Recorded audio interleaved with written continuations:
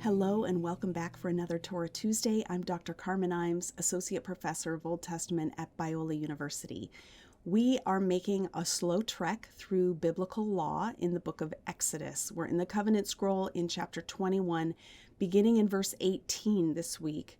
If you haven't watched last week's video, it provides really important context for what we're about to see. Last week, we talked about the death penalty for cases of murder or cursing parents or kidnapping. So we talked about things that were serious enough to incur the death penalty.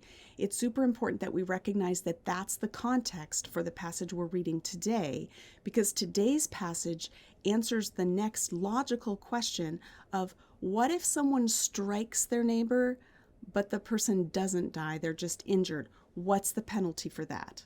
So if the penalty for striking your neighbor and killing them is death, is that also the case if your neighbor recovers, if they don't die?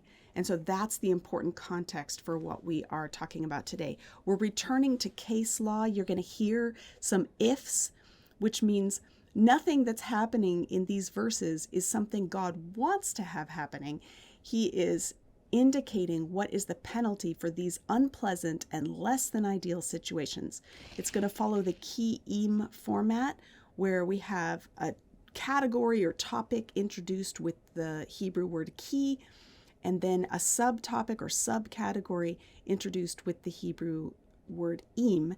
So in 18 we have ki, 19 we have im. So those two go together. And then in 20 we have ki, and in 21 we have im. So those two go together. And it's continuing on the logic of that first pair of verses. So let me begin as usual by reading from my translation from the Hebrew.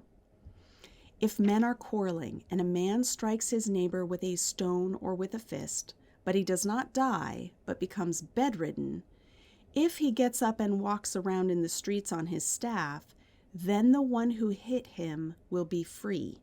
However, for his cessation from work, he must give restitution and see that he is fully healed.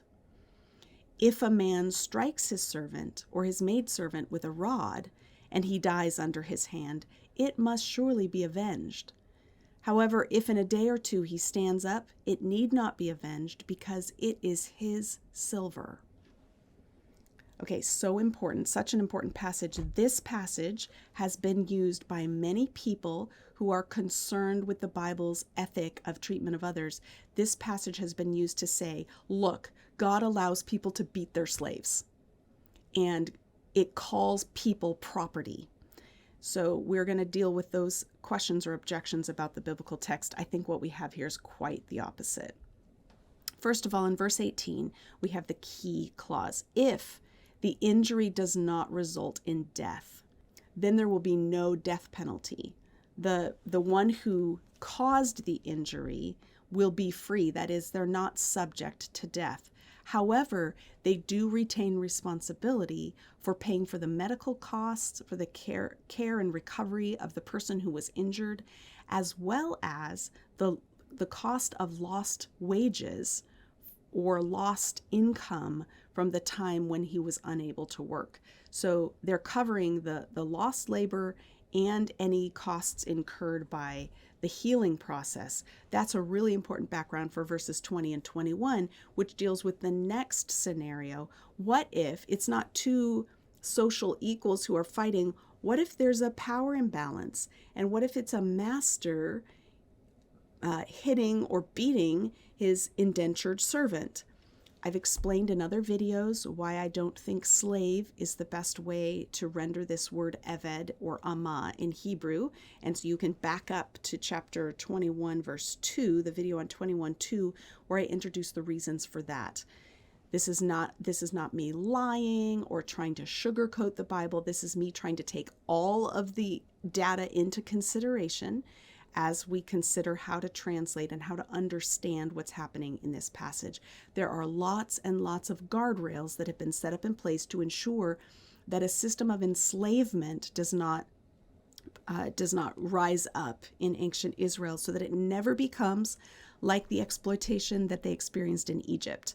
So if you're thinking slavery like slavery in Egypt or slavery like slavery in the antebellum South, as it was practiced, that is not what we have going on here. So with that in mind, verse 20 says, if a servant is struck and dies, then he shall be avenged. It must surely be avenged. That phrase indicates to me that the master who caused the death is then subject to the death penalty. And this mention of being avenged is a reference to the Goel Hadam that we talked about last week, the avenger of blood, who will then come and put the master to death because they have violated basic sanctity of human life.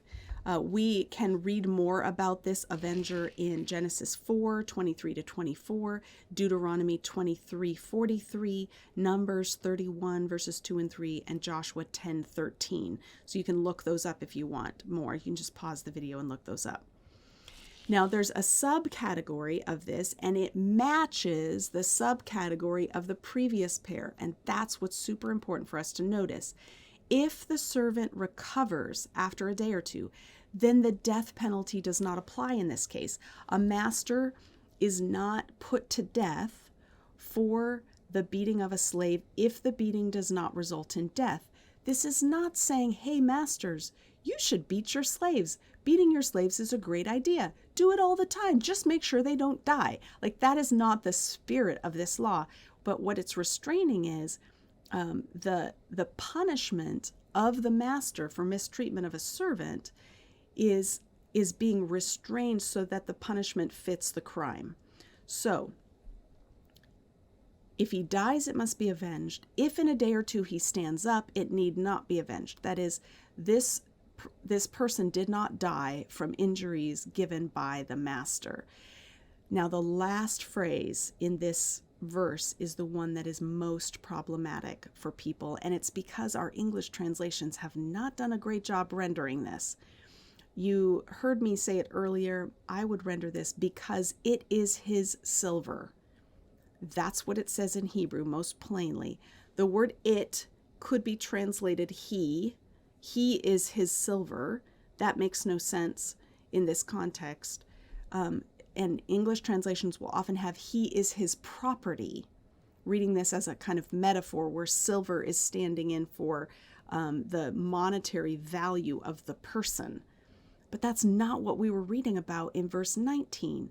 The financial penalty in the case of lost work is paying for the wages of the laborer, or paying for the costs that were incurred by his recovery, not the cost of a person. So I think we need to read verse 21 in light of verse 19. It is his silver. What does that mean? In the first case, if a man is injured and he's not an indentured servant, but he's just injured and he loses several days of work, then the one who causes the injury has to pay for the lost labor. If the person who's injured is an indentured servant, they are paying off a debt by their labor for a landowner. If that landowner injures the servant, who are they supposed to pay for the lost wages? They're the ones who own the labor of the servant because they're paying off a debt. So in that case, they would pay themselves. So this law is saying you don't have to pay anyone else. It is your own loss. It is his silver. That is, it is his loss because he owned the labor. This command is showing how ridiculous it is for a master to beat a servant so that they're unable to work because they're hurting themselves in addition to hurting the servant. So no restitution has to be made in this case, only because the restitution would go to him. The servant who loses a few days' work because he's injured is not to be charged. You're not to add that to his bill that he's trying to pay off. You eat that if you're the landowner. I hope you can see how this is not an exploitative text. It's restraining exploitation. To suggest that this encourages corporal punishment is twisted.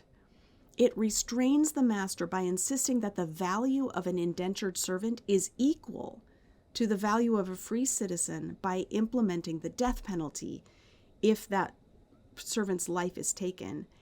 and it restrains the master by reining in any propensity to be overly harsh.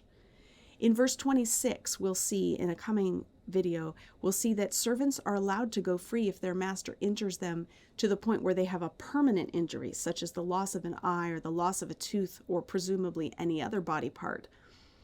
That means, okay, your debt's paid, you're free. So the body of a servant does not belong to the master.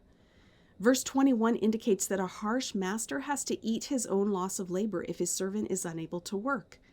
That is a far cry from encouraging corporal punishment. It's actually quite the opposite. It's self-defeating for an Israelite master to beat his servant harshly, because it's going to make, he's going to be liable for the loss.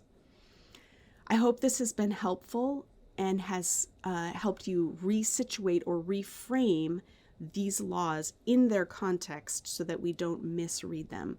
If you've been enjoying this trip through Exodus and you are interested in taking a step back and seeing a wider angle lens on the book of Exodus, maybe you're not able to watch all 125 or so videos that I've released so far that are taking us through Exodus. Maybe you want to see bigger themes. I have 2 free courses that are available online on the book of Exodus that take a bigger picture view of the book. One is available from biblicaltraining.org, and the other one is available from the Bible Project. I'll put links to both of those in the description below. If you've taken either of these courses, why don't you leave me a comment and let me know what was most helpful to you. Thank you and have a great week.